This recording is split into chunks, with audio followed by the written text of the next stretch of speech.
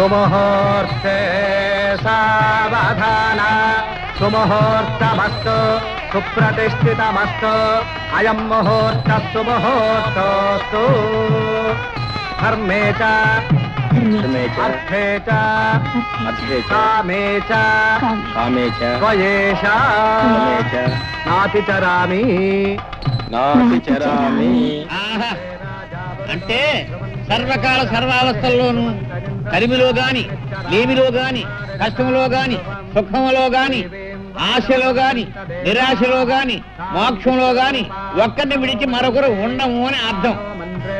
ఎంత పవిత్రమైన అర్థం అందులో ఇమిడి ఉందో మీరు అర్థం చేసుకోండి. ఎంత గంభీరమైన భావం అందులో ఉందో మీరందరూ తెలుసుకోండి. మాంగళ్యం తంతునానేన మమ జీవన హేతునా కంఠే భద్రాని శుభగే దేవ శరదాం శతం సర్వమంగళ మాంగళ్యే శివే సర్వార్థ సాధకే శరణ్యే త్ర్యంబకే దేవి నారాయణి నమోస్తుతే. ఆ మాటకు వచ్చే ఓ మగాడు ఆడదాని మెడలో తాళి కట్టడం అంటే ఓ స్త్రీ నా పరువు ప్రతిష్ట నా గౌరవం సంపద నా శరీరం మనస్సు అన్ని పసుపుదాడుగా నీ మెడలో వేస్తున్నాను అని అర్థం.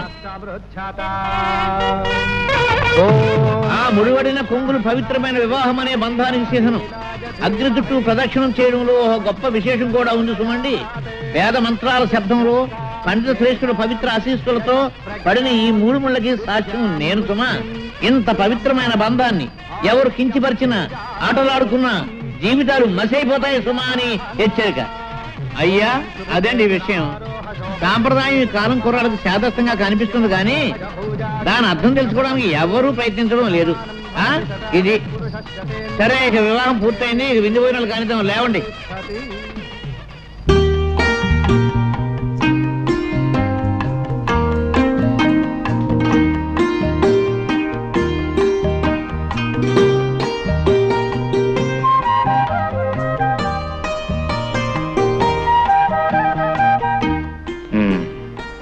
అమ్మాయి గారి సిగ్గుగా ఉందా? సిగ్గుగానే ఉంది. ఈ గదిలో ఒక్కగానే ఉంది. ఓ సింతే కదా, కౌగులిస్తే సిగ్గు పోతుంది, ఆ కిటికీ తలుపులు తెరిస్తే ఒక్క పోతుంది.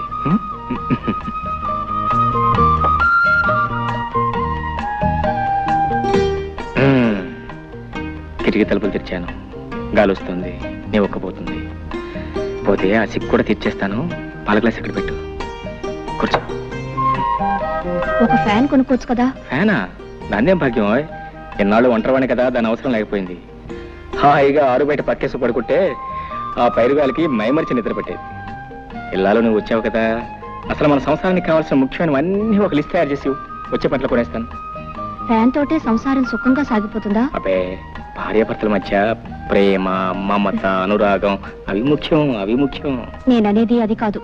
మరి ఎంచక్కా తాతయ్య గారింట్లో గదికొక ఫ్యాన్ ఉంది. కొళాయి తిప్పితే నీళ్ళొస్తాయి. భోజనానికి టేబుల్, కుర్చీలు, పడుకోవడానికి డబుల్ కాటు. దేనికైనా అదృష్టం ఉండాలి. అదృష్టం కాదు, డబ్బులు డబ్బులు ఉండాలి. నేలను బట్టి నీళ్లు, లక్షణాలను బట్టి లక్షణాలని మన పెద్దలు ఊరికే అన్నారా? చూడు, వెనక ఒక మాట చెప్పినా, మనకున్నదాన్ని మనం స్వర్గం అనుకుంటే స్వర్గం, నరకం అనుకుంటే నరకం.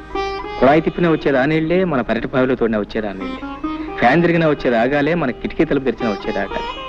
పందిరి మంచమైనా డబుల్ కాట్ అయినా నిద్ర ముఖ్యంగానే మంచం కాదు. సర్లే, మగాళ్ళకి ఏదో సర్ది చెప్తారు. సత్య చెప్తాం కదా, జీవితానికి అర్థం చెప్తున్నాను. ఎందుకు? బాగా చెప్తాను. ఇటు రావోయ్. చూడు, ఆ చెట్టు కింద నా జంటను చూడు.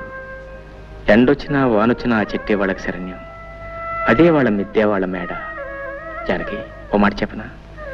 జీవితంలో మనకంటే ఉన్నవాళ్ళని చూసి మనం బాధపడే కంటే, మనకంటే లేని వాళ్ళని చూసి వాళ్ళకంటే మనం ఎంత అదృష్టవంతులమో తెలుసుకుని సంతోషించడం ఎంతో మంచిది. అదే జీవిత సత్యం, అదే జీవితాన్ని అర్థం చేసుకోవటం.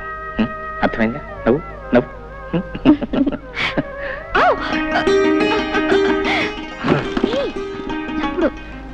చప్పుడు నువ్వు పట్టించుకోకూడదు.